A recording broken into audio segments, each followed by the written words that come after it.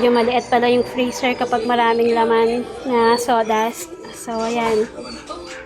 Masayang mami. Maraming pagkain ng mga baby.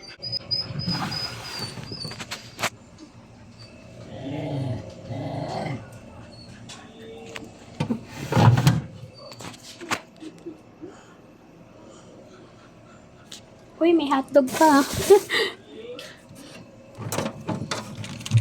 So, ayan. May french fries at may mix na veggies. At merong Shanghai. So, yan ang laman ng ating ref.